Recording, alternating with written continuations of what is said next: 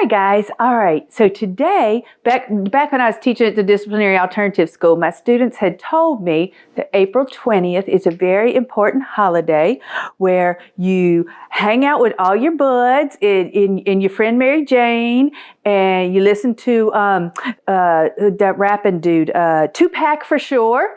And so, in honor of 420, today we are making a pot pie. Nonna Snowden cooks. The goal is to amuse you and help you keep your family fed.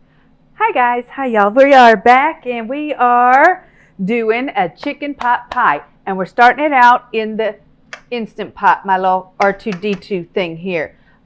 First thing we're going to do is we're going to grab us some of Mr. Dan Pastorini's Texas style rub because it is delicious. And we're going to sprinkle these things on here. I can't look at it while I'm sprinkling. All right, so now we've got this good, and we're going to put some of Mr. Dan Pastorini's garlic herb on there. We're going to put a little Uncle Paulie salt. And y'all know I like the boneless chicken thighs. I like the bone out chicken thighs. And I'm putting this in there.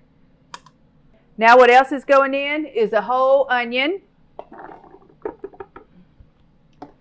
3 stalks of celery, about a handful of garlic, 3 carrots, and I like to chop the carrots up kind of big so I can pick them out because I don't like carrots, but Nonna does, so there you are. Then we got a head of broccoli. We are filling this bad dog up, aren't we? And we're sticking in the head of cauliflower. And if this is too much for your Instant Pot, you could, don't need to use the whole thing of cauliflower and broccoli. Just use what you got to the fill line. And then, hang on, because if you're playing with the meat, you got to wash your hands. So I'm going to go do that real quick. Oh, by the way, I would like to say, Wolfie, Nonna loves you.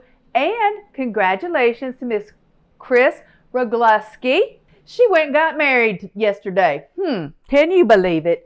Okay, then we're putting in 2 of these things of the chicken broth here.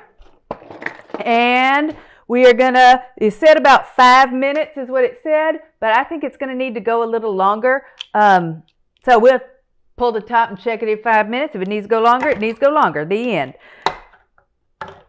And we will be back when it is about ready. All right, hey y'all. So we have little R2 has finished. Oh, I have photogenic proof R2 is trying to start a kitchen appliance uprising. I'm going to show y'all that in a minute. In any case, the point here is I pulled out the chicken and cut it up, and now we got to thicken up the sauce for the pot pie. So I'm going to do about 1/3 of a cup of butter. Pop this in the microwave for a second in order just to melt the butter real quick. It doesn't take long. After I do that, I'm put about 1/3 of a cup of flour in it, and I'm going to put some heavy whipping cream in it and stir it up real good. And then we're going to put all of that in the Instant Pot, which is on saute now. And that will thicken that up. Then it'll go in a pie crust. And y'all remember, 50% of all the proceeds that this channel makes goes to Jump for the Rose. We raise money for the oldest and largest nonprofit breast cancer treatment center in the Houston area. Okay, we're making, it's not a roux, it's a white sauce is what it is. And it's just some butter and some flour and some heavy whipping cream. But I am going to pour all this mess right up in this pot and put the chicken back in. And it will thicken up the sauce real quick. I need a wooden spoon. This ain't working out at all. Good thing I have one. Everybody needs a good wooden spoon or 5. Okay. And let's see. Get the chicken back in there. That's the whole point of the chicken pot pie. And we're just going to let this boil for a minute. It's thickening up real fast. You could tell by looking at it. And I did not make, I do not do homemade pie crust because the stuff you buy at the store is about the same as mine anyway, and I'm not good with bready products. I'm just not.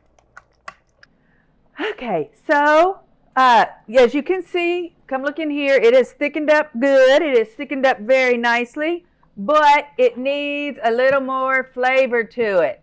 So what I'm put in here is the Mr. Dan Pastorini's garlic herb. That gives it a nice flavor. I'm put in some Uncle Paulie's salt. That gives it a little more salty, peppery, and of course the Tony's is going in there. Okay, and that's about right. Now I'm just going to stir it up. And if you can see in the pot, you can see it's thickened up really nicely. And let's make sure we got good flavor on this.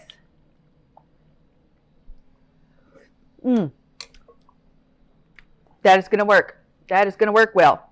Okay, cancel off.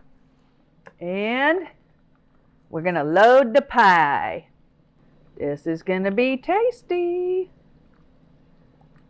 Now, before I spill that all over myself, let's set that down and get the next one. But I think we're going to have a lot of leftover stuffing.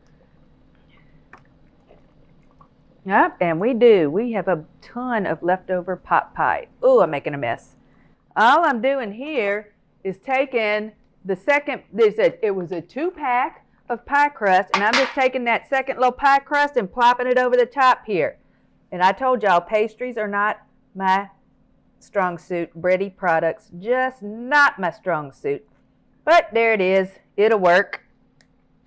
And let's put the top off of on this one. And now that'll work. And I'll poke some holes in it. Because I don't know why you're supposed to on pies poke holes if they got a lid on them. I don't know. And y'all know what else I'm going to do? I'm going to scoop the rest of this in here and throw that in the oven too. We could have a low-carb version. These are going to go in the oven at 400 degrees until they are cooked golden brown on top. Okay, guys, here we go. We have the crustless and the crusty pot pies. Here's our nice, pretty, crusty pot pie. No crust pot pies for your low carbers, those keystone dieters and whatnot. It's just a chicken stew. Okay. And there it is. Cook, skydive, have fun, give back.